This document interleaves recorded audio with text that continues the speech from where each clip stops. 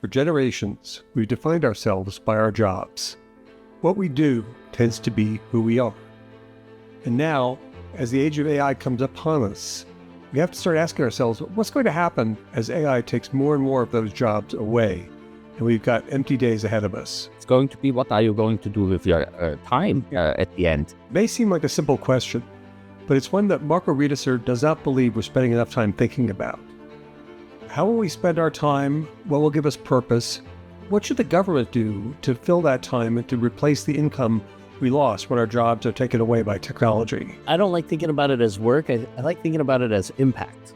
What type of impact can I have on the people around me, to society, to myself, where I have that sense of self-worth? Today, we're exploring a future where AI doesn't just change how we work, it challenges everything about how we live, identity, ambition, and what gives meaning to life. This conversation goes well beyond technology. Let's get into it. Hey everybody, welcome back to Trending Forward. I'm Peter Horan, your host. I'm joined by my friend and partner, Dan Gaul from Digital Trends, and Marco Riedesser of A Friend out of Innsbruck, Austria. And recently, Marco reached out and said, hey, there's so much going on in the world of AI and how it's going to change people's lives. He said, we really got to sit down and have a serious conversation about that. And certainly a lot of the news coverage lately has been, how does AI change job prospects for college graduates? We're seeing news stories every day about, Meta cut 8,000 jobs today and blamed it on AI. And so we thought, this is actually a really, really important conversation to have. So with that, I'd like to introduce Marco. Marco, tell us a little bit about your background and kind of how you came to this point of joining this conversation. Yeah, hello. Thank you for having me. Yeah, I'm Marco. I'm founder of some companies, some different kind of companies. I started. I'm a hardware guy, so I studied electronics in my early days, and the first thing I started was a company in some sort of defense sector, where you have a laser and you are going to train with other people, police, soldiers, and so on. So it's a training equipment for the defense sector. And then later, I started Controlino, which is a company that is active in the automation industry. And the important part is that it's a PLC, it's a programmable logic controller, but it's open source. It's based on an open source platform, so you can program it with whatever program you want. It's open, no vendor login or something like that. And yes, and recently I started A Friend. A Friend is AI companion, a physical AI companion. There in the background, you can also see it a little bit. So it's a cute physical AI companion that you can talk with. And the most important part for us is that it's not going to be a people pleaser that always gives you a thumbs up. So it can also at some point it can challenge you quite a bit. And of course, nowadays with all this talk about agentic AI, it can also do something for you, like with implemented agentic AI features. Yeah, very interesting. And we'll come back to that. It does look very cute in the distance there. The conversation, I was a history major in college. I didn't study anything useful. But one of the things you learn is that, history doesn't repeat itself, but it rhymes. And, 200 years ago was the first industrial revolution, and you had, steam and water powered machines, replacing people in factories. And of course, then you had the Luddites who said, no, that's bad. And they came with hammers and came to the factories and destroyed the machines. And then after that, we had farm automation, especially in the US. We've got big farms with a lot of machinery and, sort of shutting down family farms.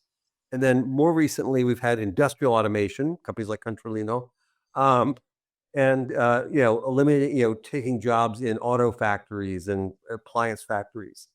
Um, and each of these times, people have said, "Oh, this automation is increasing productivity, it's making the businesses more efficient and profitable, but it's eliminating jobs." And yet, each of those times, the world didn't end. It's Yeah, like of course. so, so to some extent, I'll say nicely, you've sort of painted an apocalyptic picture of what's going to happen with AI. But can I talk about kind of why this time is different? Yeah, I think that this time it's different because um, I cannot see on the long run, I cannot see jobs that are going to be created. Now they are talking about, okay, they are going to be um, this some jobs in the AI compliance and all of these things. Of course, yes, there are some, but think of Meta. Meta, if Meta is going to lay off 7,000, 8,000 people, they don't need 8,000 new compliance personnel. No? So there are going to be huge cuts, especially in this entry level. I had a discussion with my brother. He has a boy. Yeah, I think he's 12 years old. It's still young, but he's good in math and all of these things. And I said, hey, don't go into coding because coding is going to be dead when he's going to be an adult. Now you can see that the real entry level is going to be eliminated, and the senior level still exists, but in 5 years, also this is going to be eroded Yeah. completely. Then it is going to start the phase where you are not going to be using written coding. You are going to, of course, you can uh, during your development phase. It's also is part of my thing. Um, for example, my one of my main AI coder, he's not typing anymore. He is talking with the AI agent. Hey, this is not good. This is not change this and that, that, that. It's already there. Of course, you still need him at this kind of level. You still need right at the moment, but no coding, and there will be one visionary person that will interact with the AI and telling him how it should work and how it should be coded. How do you think so like that's kind of like you talk about coding and that specific skill set, maybe, like going away with AI, but and that's kind of like a negative for people that are software engineers or maybe even hardware engineers in terms of developing for CPUs and that. Yeah. What are some positive outcomes in 5 years because of AI? Like I hear already, like how we see the world today is going to be dramatically changed and shift in 5 to 10 years to where there may not be things we can even envision currently because they haven't been invented yet, or people haven't forced to be moved into those areas or that way of thinking. Yeah. Oh, positive things. Oh, difficult. Now, first of all, this comes down to my core, one of my core beliefs that that in the future there has to be or people, I think, should not have to work for have food on the table or roof over their head. So and then these are the positive effects. I think positive in the sense of this will release a lot of this at the future. It will release a lot of pressure of surviving. And but yeah. Wow. Do you think that's something where Europe will be different than the U.S. in Yeah. that I would suspect that many countries in Europe would be much more willing to say, okay, we're going to give people a universal living wage and universal health care. Whereas the states will say, we're going to eliminate your job and best of luck. Yeah, Do something else. especially I think especially in the transition phase, because at the end, worldwide, also in the US, it has to be changed because otherwise people will rise up and storm, like I said also, they are going to storm data centers and they are going to storm AI facilities, whatever, because it's a threat to their existence. And in Europe, we are social countries. There is social security and social. We have really a social thinking at the end that everybody should be taken care of, and so on. So in this transition, it will be much easier because everybody understands at the end we have to look for each other. In the US, it's going to be a harder transition because the capitalistic thinking is really implemented in some of people's core beliefs.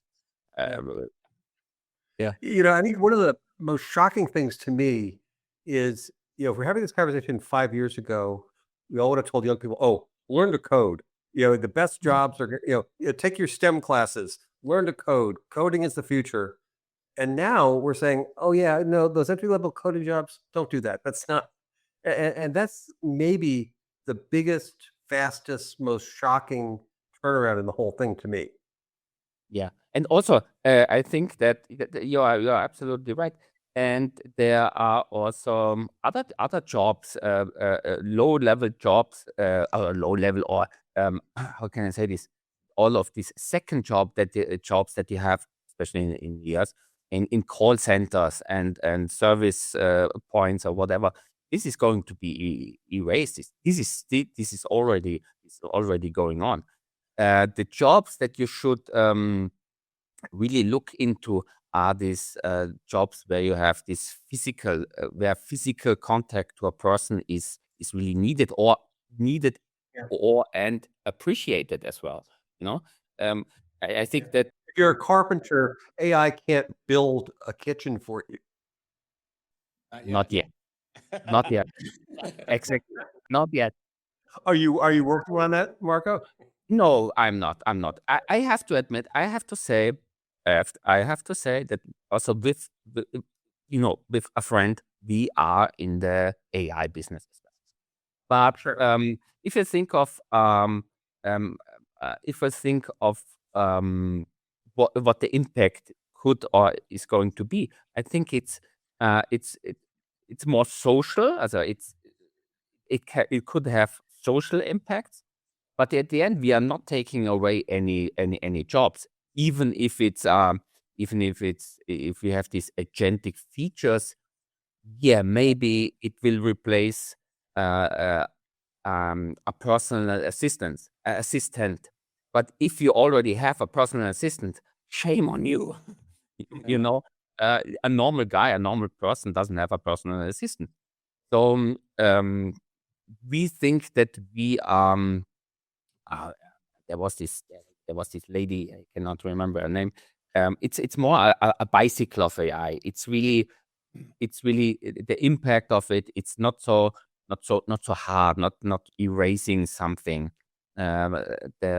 A lot of AI applications, a lot of AI things that we have now, they are rockets. They are really everybody also with this video creation things and so on.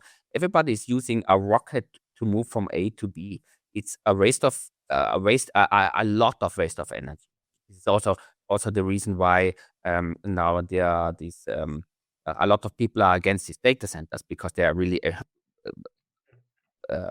using so much electricity, water, and all of this. Yeah. I know the younger generation, or at least like my kids, are against AI partly because of the impact on the environment, right? Exactly. Yeah. I do believe that because of the rapid development of AI, it will cause revolution in those industries as well, like rapid acceleration that and it'll be forced, right? Because what else, they can't avoid it. But what I do want to go back to, like, the elimination of certain jobs, especially low level jobs. Um, people that are an engineer right now are going to face their own kind of conundrum around, how do I survive? But especially kids being born today and so forth, like, what is the purpose that they will have if they don't have, like, if we can't define what is a job that you will have, like, what then gives you purpose in life, right? Like, how does that motivate people? Education, like, it's so much broader, right? Yeah, no, there's going to be, I can tell you, this is also going to be a huge problem. If you don't have financial problems or bringing food on the table, it's going to be, what are you going to do with your time at the end? Uh, I'm dedicated. I'm a little bit dedicated to sport. I do a lot of sports. I practice since over 30 years. I practice karate, for example, which I can do, until I die. As it's a form of traditional karate, you can do it until you die. But yeah, that's a huge problem. You can see it.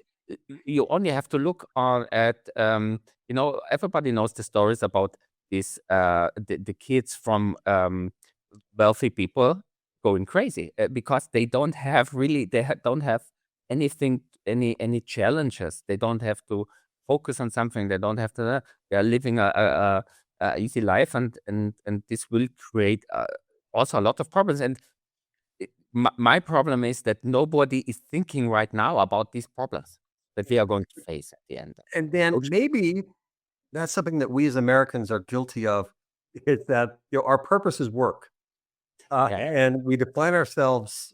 And perhaps one of the kind of necessary byproducts of all this is that you guys think, you know what, maybe work is, I can't define my identity through my job. I've got to, maybe I'm going to be a surfer, maybe I'm going to be a photographer, maybe I'm going to be, but it's something other than saying, oh, my only source of worth is doing my job. Yeah. But part of it, Which is like weird and shocking and changes everything, but that may be part of this. I don't like thinking about it as work. I like thinking about it as impact. What type of impact can I have on the people around me, to society, to myself, where I have that sense of self-worth because I can do XYZ and I'm really good at it, or I'm passionate. And that's where I think, like, AI, part of the thing for me is, I believe the jobs that are creative, that require creativity, artistic ability, ability to think outside of a data set, right? Are still secure in some way, right? But painting isn't going to change the world. I do think, like, if you think as coders and linguistics and things like that are creative and solving problems, but those can be tackled by data. Like, if you have enough data, you can come up with solutions around problems. So that's why I'm really curious around the 5 to 10 year from now, because at some point, like, the kids being born today this is just going to be their life. And then it's kind of like, what is society like? I think COVID also is somewhat of a transition of people coming into the office, working long hours, whatever. Now there's a ton of people still working from home and kind of like living the life that incorporates work and personal, right? But in all technology revolutions, there are always three phases. First phase is it's a toy. It's just, second phase is horseless carriage. It's like you replace the thing that went before. But then the third phase is when you realize that there are new things you can do with the technology that didn't really have an analog in the old technology. If you think about cars, it's been 100 years. First, it was, the farmer kept the car in his barn with a tarp over it. Sunday afternoon after church, drives the family around the fields, puts it back. Monday morning, gets up, goes back and plows the field with his horse. Then one day, the horse dies. So he says, well, maybe I could hook the car up to my plow And so it's a horseless carriage, but it only does the thing, accepts the limitations of the old technology and just replace it. But then suddenly it's like, well, I can live in the suburbs. I can live farther from the town. I can go on a driving vacation. I can do all sorts of things. I go to a drive-in movie. I can do all sorts of things that had no parallel. And that's the one thing I personally hold out hope for with AI is that right now we're talking about all the things that the horseless carriage phase. Oh, I will code better and faster with fewer people. But we don't know yet what the things are that we'll be able to do because AI powers them. Yeah, that's this could be true, but I see it, and this is where I really have my problems with is the huge impact as the real how can I say it? Because you see, it's not only AI, it's not only lawyers and all of these text based, and it's not only agentic AI that is going to change um, sales and acquisition and all of these things. It's also robotic combined with this AI sector. You see these robots dancing around, and they are going to also to impact, and you can see the robots which are going to impact factories as well, on the jobs that still remained not being automated. And then you are going to see, for example, cars driving around. You are going to see um, um, taxi, transportation, everything that has to do with driving around being basically eliminated. Yeah. Even at some point, flight. But also, you talked about people not having personal assistants, right? Yeah. There will be personal assistants from a robotic standpoint available to anybody as a robot, right? Like doing home. I want to, yeah, I want to kind of move on to talk about, again, this is maybe the European perspective versus the US perspective. What do you think governments should be thinking about and doing now as, let's assume the wave of AI is coming, the job cuts are coming, they're happening right now. From your perspective, how do you think the governments should think about this and react to it? Just like we have said, this universal income, this thing is going has to happen, and yeah, you can I think you cannot start early enough. Also in Europe, we still have some politicians talking about if somebody is thinking of just working 60 hours, 60% of a normal working day. They are lazy. There is a talking thing about nowadays Gen Z or whatever, they are too lazy, don't want to work 100% or even 120, 140%. They want to have more free time and more time for themselves. I think it now, and I have to admit that 5 years back, I was kind of not thinking the same. I don't think they are lazy, but I thought they are not so driven like I was at that I am and was at the end. But now I think it's the right way to go. Maybe they're onto something. They've got figured. Exactly. Maybe they are more smarter than us, and seeing what is going to happen.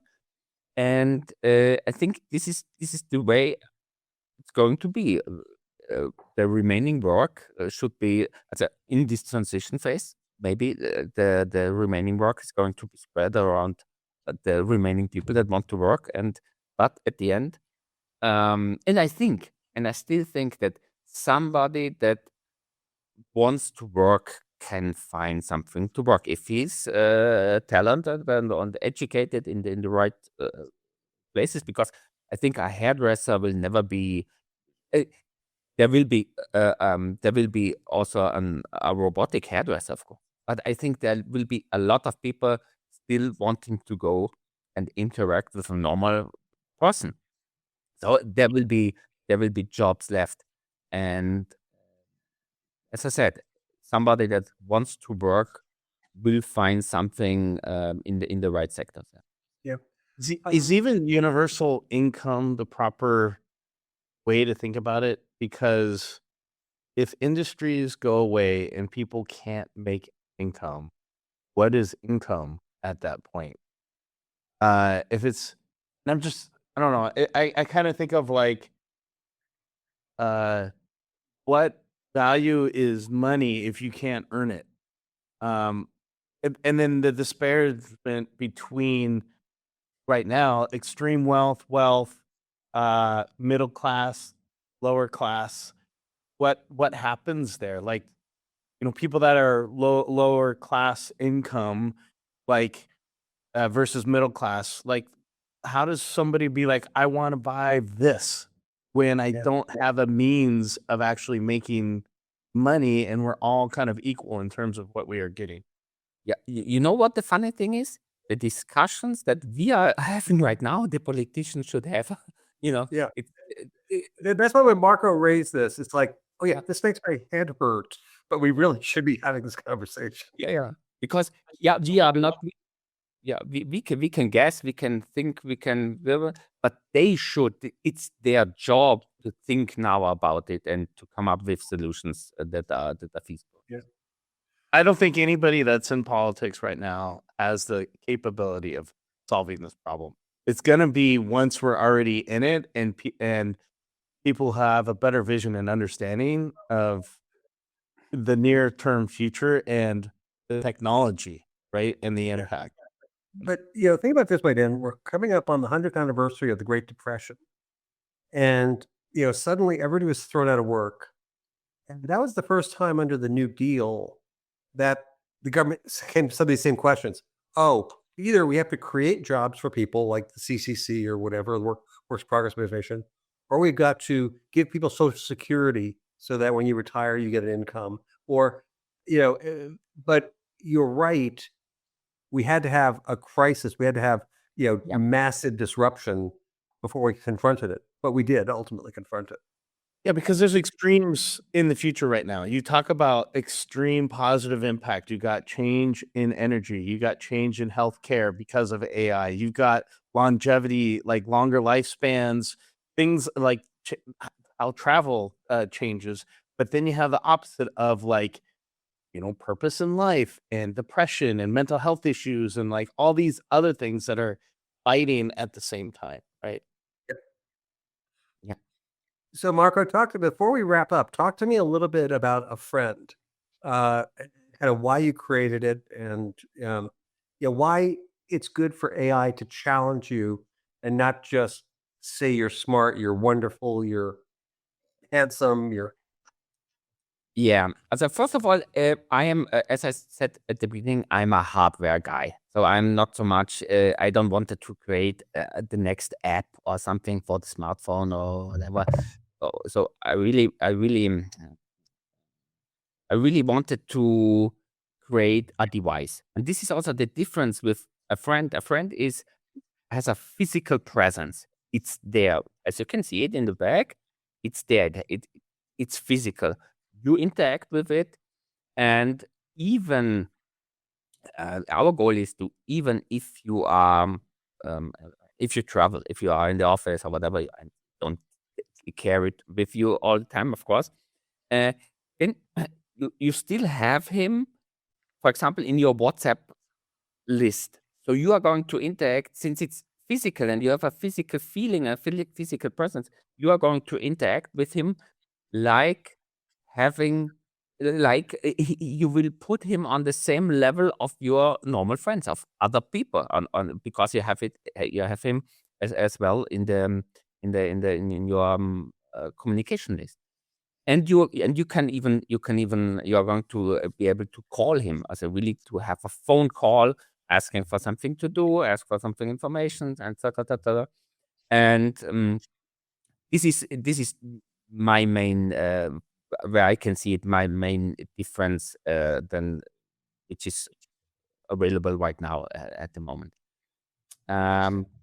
What was the other thing you asked? well. Now, I just want to understand why, like, it's fundamentally it's why it challenges you versus just because Yeah. you're right. A lot of the AI platforms just they want to please you Yeah. and want to they want to say you're smart, you're handsome, Yeah. you're sexy, Yeah. Right. you're brilliant. No, And it my really understanding has. is one of the Yeah. things you built in is that it Exactly. pushes back. Exactly. And it has to, because a real friend always is going to push back. Okay, maybe, yeah, it's going to put, never mind. Yeah, it has to push back because a friend also pushes back. Well, Marco, I want to thank you for your time. I want to thank you for causing us to have this conversation. Because as I said earlier, it's important and it's not a conversation people are really thinking about in kind of a substantial way. So I really appreciate you reaching out. Thank you very much for having me.